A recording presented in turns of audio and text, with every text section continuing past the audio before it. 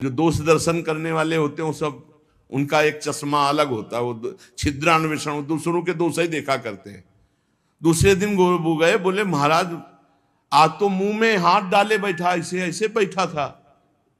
तो बुलाया और कहा भाई वैष्णव होकर तुम अवैष्णव काम करते हो, शौच के समय ऐसा नहीं, मुख में हाथ क्यों डाले थे? तो रोने लगे, बोले गुरुजी आपकी आज्ञा भी नहीं टाल सकते और मुझसे नाम के बिना रहा नहीं जाता, इसलिए मैंने जवान पकड़ा कि जवान से नाम ना निकले, पर उस समय भी हृदय से चल रहा था, हृदय से लगा लिया और कहा बेटा तुम्हारा जीवन धन्य हो गया। गुरु के मना करने पर भी नाम जब ना उनकी आज्ञा का पालन हो तो इसलिए जवान पकड़ लिया, पर खुल के कह दिया कि गुरुजी शौच में भी हृदय से नाम चल रहा, हम नहीं छोड़ पाएंगे। तो बोले यही जीवन का सार, और हृदय से लगा लिया। और छिद्रान्वेषण वाले को कहा आज के बाद हमारे सामने मत आना, हमसे रहा ना जाए, हमको कसम दिला दी जाए तो भी ना रहा जाए। एक संत के पास एक गए, बोले 18 साल से आपने कहा था राम राम जप को, तो हमने जप किया, लेकिन हमको कोई दिव्यता तो समझ में आई नहीं। तो उनका अच्छा हमें गुरु मानते हो? बोले हाँ गुरु मानते हैं, आपको पक्का मानते हैं। बोले तुम्हें हमारी कसम है, बस कल तक ये नाम ना जपना, फिर कल आओगे तो हम ऐसा मंत्र देंगे कि बहुत जल्दी तुम्हारे को सिद्धि प्राप्त हो जाएगी। वो ठीक है, प्रणाम करके चले, हुआ अभ्यास। अब गुरुजी ने कसम खवाई तो सीढ़ी नहीं उतर पाए, रो के आए, बोले गुरुजी ऐसा तो नहीं हो सकता, अब नाम तो नहीं छूट सकता गुरुजी, आपने कसम खवा दी, इतनी देर में कितने नाम चल गए गुरुजी, अब ऐसा नहीं। बोले बस यही मिला 18 साल से, जो नाम में तुम्हें प्रियता हो गई, अब क्या दुर्लभ रह गया, आगे जब इसका फल प्रकाशित होगा तो सच्चिदानंद भगवान का मिलन। तो हमारा स्वभाव बन जाए कि रहा ना जाए बिना भजन के, हमारा जीवन भजन बन जाए। मत प्राणा उसे ही कहते हैं, हर श्वास में भगवान का स्मरण।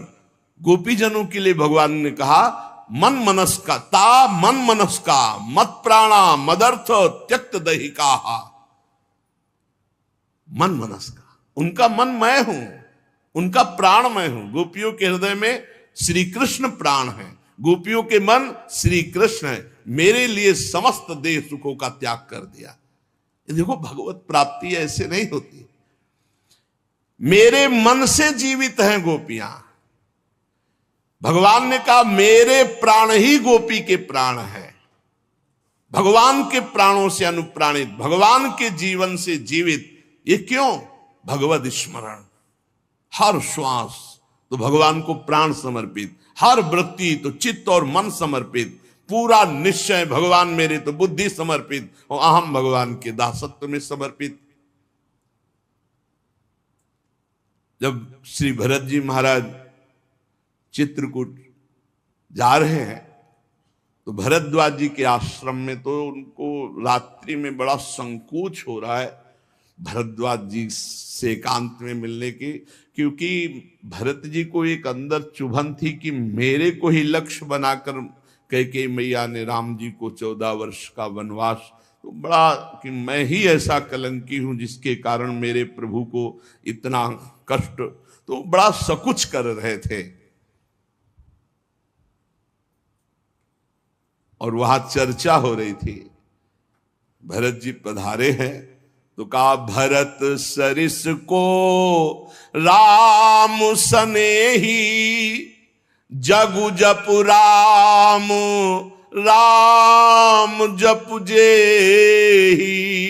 अरे भरत जैसा राम प्रेमी कौन हो सकता, सारा संसार राम राम जपता है, पर राम जी क्या जपते हैं? श्री भरत श्री भरत श्री भरत। भरत सरिस को राम सनेही, जग जपु राम राम जपु जेही। भरत जी के समान कौन प्रिय? क्यों? भरत जी जैसे राम जी को निरंतर जपते, ऐसे राम जी श्री भरत ऐसा जपते हैं। प्रेमी का हृदय हर समय अपने प्रीतम के चिंतन में तन्मय रहता है। विलक्षणता उसी में आती जो निरंतर भजन परायण रहता है। भगवान का स्वभाव भगवान की महिमा, भगवान का प्रभाव उस भक्त के हृदय में उतरने लगता है जो निरंतर भगवत चिंतन परायण रहता है। यहां सावधानी रखनी है। भजन परायण होने पर भी हमारे अंदर चाह नहीं पैदा हो रही तो कोई न कोई हम में त्रुटि हो रही है।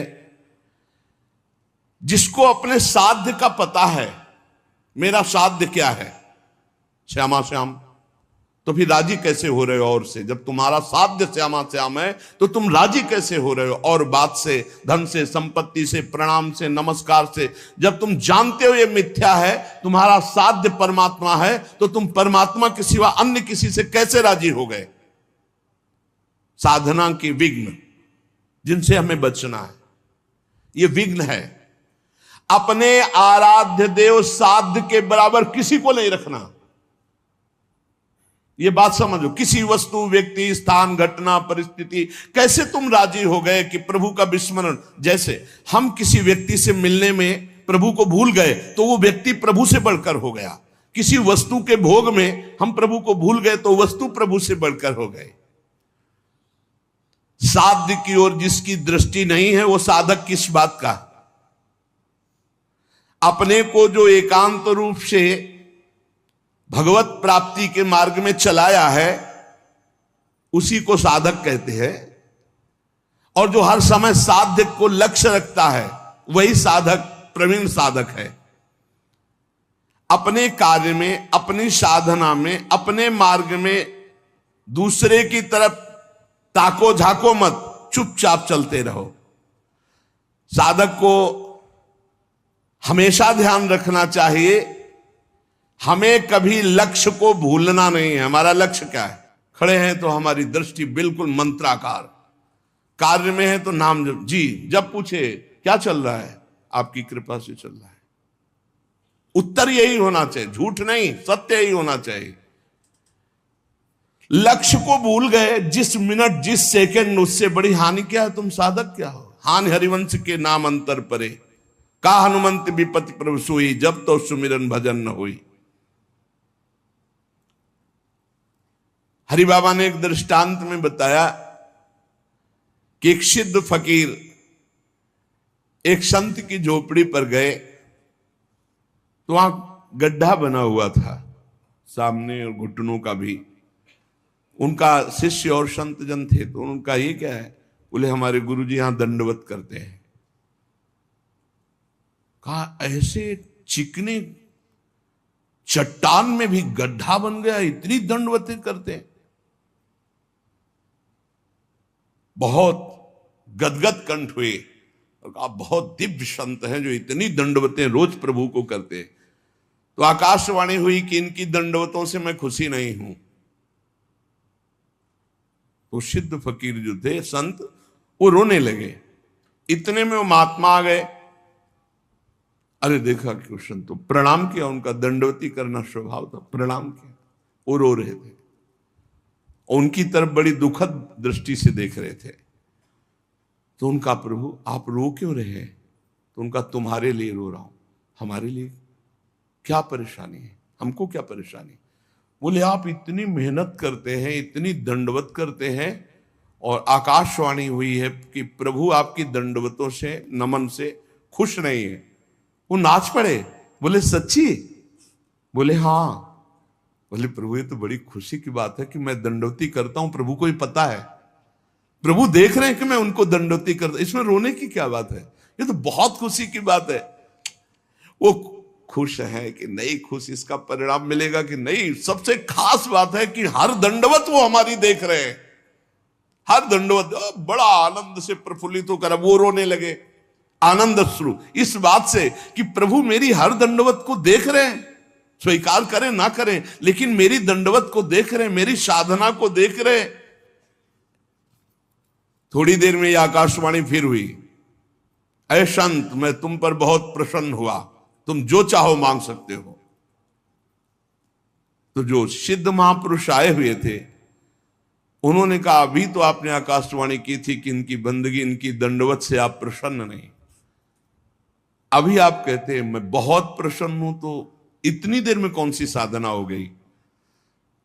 बोले इतनी देर में जो इनका अपनापन मेरे लिए है, उमंग है, वो इनकी जो जागृत हुई, उसी उमंग और अपनेपन से मैं बहुत प्रसन्न हो गया और इनकी साधना पूर्ण हुई। एक क्षण लगता है। हमको ये नहीं देखना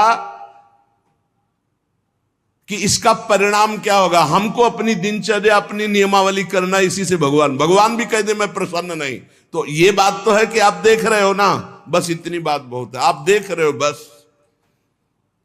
शनै शनै रूपरमेद बुद्ध्या धृति गृहीतया आत्म संस्तम मनः कृत्वा न किंचिदपि चिंतयेत। धीरे धीरे ऐसा अभ्यास बनाओ, सब जगह से मन को बार बार हटाकर नाम में लगाओ और कुछ चिंतन ही न हो, अपने प्रभु का भजन। दूसरी किसी वस्तु, व्यक्ति, चीज का चिंतन ना होने पावे। जहां जहां मन जाए वहां वहां से हटा करके अपने लक्ष्य में, अपने प्रभु में। साधक धैर्यवान होना चाहिए, विश्वासी होना चाहिए, विचलित नहीं हो जाना चाहिए कि अरे बहुत प्रयास किया मन नहीं लगा। नहीं, हम प्रयास करते रहेंगे। जब हम रात्रि में टहलते हैं तो एक राधा राधा राधा राधा राधा राधा राधा राधा राधा राधा राधा राधा ये ऐसे आवाज आती है। वो कोई साधक करते हैं, बहुत अच्छा लगता है कि मानो 1:45-2 बजे नींद आ जाए, खड़े हुए बालकनी में नाम राधा राधा राधा राधा राधा राधा राधा राधा। अरे यहां मेहनत करनी, मेहनत करके, प्रयत्न करके हमको अपना मन भगवदाकार बनाना, चिंतन परायण बनाना। बहुत अच्छा लगता है जब साधक कोई साधना में प्रवृत्त होता है। थोड़ा जाग, अपने स्वरूप पे जाग, इन सबको झटका मार। बहुत जोर का तुम्हारे पास करंट पावर है भगवान का। तुम में जो शक्ति है उसको जागृत करो। बहुत शक्तिवान हो तुम, साधारण नहीं हो, भगवान के जन हो। जब तक हमारी भजन में रुचि, भजन में प्रवीणता, हम भगवान को अपना जीवन दे दें, ये जीवन केवल भगवान की प्राप्ति के लिए है, तो भगवान हमको वैसे संग करवा देंगे, वैसे ही भजन मिला। एक चीज तो समझ लो, साधक वही जो जिद्दी स्वभाव का, ये बात समझ लो। साधक वही जो जिद्दी, भजन में जिद करके लगना पड़ता है।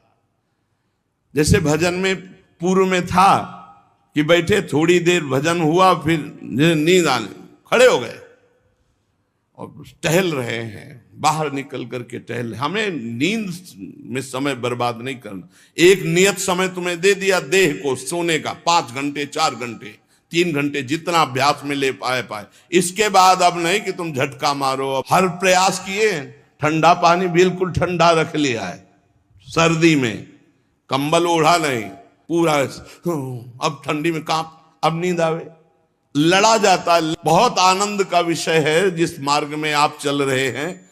अपने आप को भगवान के चरणों में समर्पित करके निरंतर भजन का अभ्यास, तो तेषाम हम समुद्धरता मृत्यु संसार सागरात भवामि न चिरात पार्थ मय्यावेशित चेतसाम। इस शब्द पर ध्यान करो, मय्यावेशित चेतसम, मेरे में आवेश चित्त वाला।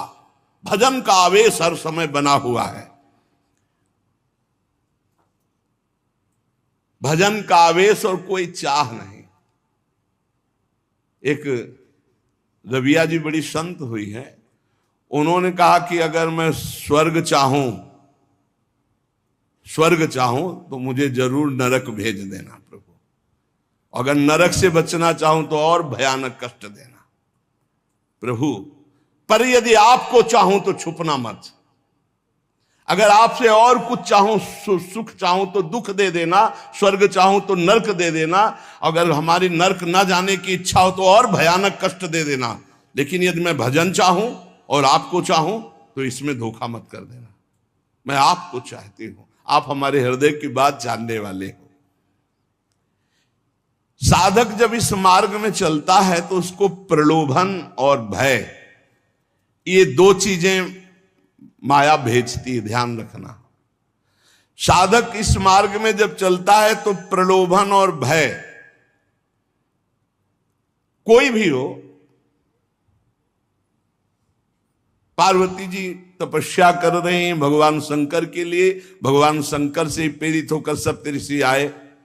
अब महादेवी ध्यानस्थ थी, जब ध्यान खुला तब प्रणाम किया और कहा देवी आप तपस्या में संलग्न है, बहुत कठोर तप कर रहे, बहुत कठोर तप। सूखे पत्ता एक ऐसे बिल्व पत्र पा लिया बस, अपर्णा नाम पड़ा माता जी का, बहुत कठोर तप। किसके लिए कर रहे हैं? तो उनका भगवान शंकर को पति बनाने के। हंस पड़े सब। हंस पड़ना होता है मानो उपहास करना किसी बात। भगवान शंकर को पति, अरे बरगद के पेड़ के नीचे रहते हैं महाराज, चिता की भस्म लगाते हैं, बागंबर धारण करते हैं। कोई इतनी बड़ी तपस्या। देखो, हम वैकुंठनाथ भगवान श्री हरि से आपका ब्याह करा देंगे। पार्वती, कोटि जन्म लग रगर हमारी, बरौ शंभुनता राव। साधक प्रलोभन नहीं, प्रलोभन नहीं। प्रलोभन क्या हुआ? वैकुंठनाथ। प्रलोभन नहीं, भय, भय दिखाया जाता है। जब ध्रुव जी महाराज चले तो नारद जी आ गए, भय दिखा, अरे महामुख मुख। प्रहलाद जी, नारद जी, बड़े बड़े महाभागवत, इनके जीवन में देखो प्रलोभन भय किस किस कोटि के आए, लेकिन अपनी निष्ठा छोड़ी। दुलार करता हुआ हिरण्यकश्यप कहते, छोड़ दो इस हरि की बात और जो तू चाहे प्राप्त कर ले। और भय तो कितना भयानक दिया। साधक जब इस मार्ग में भजन की जिद पकड़ लेता है, तब उसके हृदय में पूर्व में जो भोग इच्छा रही है, बहुत ध्यान से सुनना, वो फ्री भोगने को एकांत में मिलने का संयोग माया बना देगी। प्रलोभन, पूर्व में कोई भी भोग इच्छा रही है, सबसे पहले भजन की तन्मयता में वो भेजी जाएगी। भोगो इसे, फ्री, कोई विघ्न नहीं। आपको लगा हाँ हाँ ये तो मैं चाह ही रहा था, मारे जाओगे। आपका भजन लुट जाएगा, वो वृत्ति लुट जाएगी। भोगेश्वर प्रसक्ता नाम तया प्रहृति चेतसाम, व्यवसायत्मिका बुद्धि समाधो न विधीयते। आपका थोड़ा सा अच्छा भजन होने लगेगा तो आपके पास भेजे जाने लगेंगे लोग। ध्यान से सुनिए, बड़े भजनानंदी है, ले सेव अंगूर, ये ले, वो ले, ये रुपया की गड्डी, कभी कोई जरूरत हो फोन नंबर ले, ये ले फोन हो, उसमें ये भगवान की माया आपके भजन की एकांतिक वृत्ति को छीनने के लिए व्यवस्था भेज रही है। ये तुम्हारे भजन का फल नहीं है, भजन का विघ्न है। बहुत से भक्त बनने लगेंगे, आपका पूजन करने लगेंगे। बहुत खतरनाक खेल है, बहुत समझ के। पूजा अच्छी लगने लगी, फल फूल अच्छे लगने लगे, रुपया पैसा अच्छा लगने लगा, फोन नंबर अच्छा। अरे भाई, जिनके पास फोन है अब उनको दूसरे की जरूरत क्या है? असंगोहम पुरुषा, अकेले रहकर पूरे विश्व का सब भ्रमण करो, उसी में सब चीज है। इतने इतने बच्चे हैं, सब ज्ञान है उनको, पूरा विश्व का ज्ञान है मोबाइल भगवान की कृपा से। अगणित रूपों में आपके पास भजन का विघ्न भेजा जाने लगेगा जब आपका भजन सही होने लगेगा।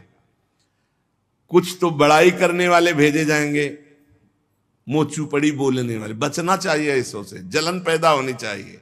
जब माया ये जान लेती है कि भगवान बनना चाहता है, तो वो मायापति तो सिर्फ भगवान ही है, वो ऐसे प्रश्न फेंक देती है कि वो अपने आप चिल्लाने लगता है कि मेरे जैसा धम कोई नहीं है। बड़ाई सुनकर अच्छी लगने लगे। साधन मार्ग के पथिक को बच के, साधन की सिद्धावस्था है, सबके चरणों में वंदना करो, सब इष्ट रूप है, हम सबके दास हैं। शो अनन्य गति जाके असमति न टरे हनुमंत, मैं सेवक सचराचर रूप स्वामी भगवंत। कहीं धोखे में मत आ जाना। मान देने वाले, पूजा करने वाले, फूल चढ़ाने वाले, प्रलोभन देने वाले, ये तुम्हें भ्रष्ट करने आए हैं, तुम्हें ऊंचे उठाने नहीं आए। ध्यान रखना। जो बड़ी बड़ी बातें आपके सामने प्रशंसा की करें, आप सुनो तो जान लेना ये भ्रष्ट करने के लिए माया ने भेजा है। ये माया का पार्षद है। मुझे राधा राधा राधा राधा, सावधान, हे हरि बचाओ, हे प्रियाजू बचाओ। अगर इनसे बच गया तो आगे सिद्धियां आती हैं। सिद्धियां किनको आती हैं? जो इन सब से बच गया। अगर सिद्धियों से बच गया तो बड़े बड़े देवता हाथ जोड़कर खड़े हो जाते हैं और कहते हैं आपको जो सुख चाहिए आप देवलोक चलो, अभी आपको भ्रमण कराते हैं, आप जो सुख चाहिए। जब मृत्यु लोक चाहो मृत्यु लोक में कोई जान नहीं पाएगा, जब चाहो देवलोक, जब चाहो जिस लोक का भोग, क्योंकि भगवान को प्राप्त करना चाहना, भजन करना, भगवान को प्राप्त करना चाहना, तो उसकी चाह को बदलते हैं। देवता लोग हाथ जोड़कर खड़े हो जाते हैं, बड़े बड़े देवता लोकपाल उसके सामने आने लगते हैं। आप वरुण लोक चलो, आप इंद्र लोक चलो, आप वायु लोक चलो। साधक भय और प्रलोभन आखिरी तक, जब तक भगवान के दर्शन न हो जाए, कुछ स्वीकार न करे, इनसे बचा रहेगा तो भजन सफल हो जाएगा। एकनिष्ठ साधक ही जीत सकता है इन प्रलोभन और भय से। अपने गुरुदेव को आदर्श मानकर बस उनकी आज्ञा पर छुप करके, अपने आप को छुपाकर भजन करके भगवत साक्षात्कार कर ले। फिर भगवान जब करवाना चाहते हैं जगत मंगल, फिर वो सारी जिम्मेवारी उनकी होती है। हमारा मार्ग कैसा है ये हमें केवल गुरुदेव से देखना है और किसी व्यक्ति से सलाह नहीं लेनी है। फिर हमें कोई बुरा कहता रहे तो हमें कोई परेशानी नहीं, क्योंकि हम गुरुदेव से मिलकर चल रहे हैं। बस साधक मार्ग पर चलने वाला है, अभी सिद्ध तो हुआ नहीं, इसलिए उसे कभी भूलकर कोई दूसरा भरोसा नहीं कर लेना है। भरोसो जाहि दूसरों सो करो। अगर किसी का भरोसा कर लिया तुम्हारा मार्ग रुक जाएगा। भरोसो जाहि दूसरों सो करो। मोही तो सावन के अंधे जो सूझत रंग हरो ही हरो। हमारी महारानी, हमारी लाडली जो जैसे रखे वैसे हम महानता आनंद का अनुभव करेंगे। दूसरे से नहीं, बने तो रघुबर ते बने, बिगड़े तो भरपूर, तुलसी और अंते बने ता बनवे पे धूर। अनन्यता, निष्ठा, इष्ट प्रियता। जिसने संसार में किसी और का भरोसा कर लिया, बस बहुत बहुत बदल जाता है। हाँ, बहुत बदल जाता है। साधन को बदलते देर नहीं लगती। जहां साधक चूक कर देगा तो साधना बदल जाएगी। साधना होने लगेगी मान की, प्रतिष्ठा की, भोगों की। आप सच्चे गुरु, सच्चे आचार्य के बन करके चलो तो आगे ही आगे मार्ग आपको प्रकाशित करते चले जाएंगे। गुरुदेव पूछने की जरूरत नहीं, आगे का मार्ग खुद दिखाई देने लगता है। सच्चे साधक को मार्ग पूछना नहीं पड़ता, ये अध्यात्म है, अपने आप आगे प्रकाशित होने लगता है। सफलता आपके चरण चूमेगी यदि सावधान रहे तो। और अगर इन विषयी पुरुषों के फसाव में आकर फंस गए, भटक गए, तो फिर बदल जाएगी, साधना बदल जाएगी। परमार्थ में बहुत सावधान। एक भी जीवन भर कोई अपना नहीं होना चाहिए, पूरे विश्व में कोई पराया नहीं होना चाहिए। ये चतुरता उपासक की। एक भी पूरे जीवन में अपना नहीं होना चाहिए, पूरे जीवन में, और पूरे विश्व में कोई पराया नहीं होना चाहिए। समझ लो, जो सबसे परे सबसे भरे उसका सेवक कितना प्रवीण होता है। साधक साधना में सावधान, उसके बीच में प्रलोभन आएंगे भगवत प्राप्ति के बीच में, चाहे वो सिद्धियों का, चाहे देवताओं का हो। लोक की तो बात ही क्या, केवल अपने इष्ट के लिए जो धुआंधार भजन में लगा हुआ है, कहीं विश्राम नहीं, कहीं कोई चाह नहीं, वो निकल जाता है। सालोक के सारिष्ट सामीप्य सारूप्य एकत्व मप्युत दीयमानम न गृहणंति बिना मत सेवनम जना। भगवान का भक्त इन मोक्ष सुखों को स्वीकार नहीं करता। सिद्धियां और देवता या अन्य सुखों की तो बात जाने दो। ध्यान रखने की बात है कि अनन्य प्रेमी, अनन्य भजनानंदी ही भगवत साक्षात्कार करता है।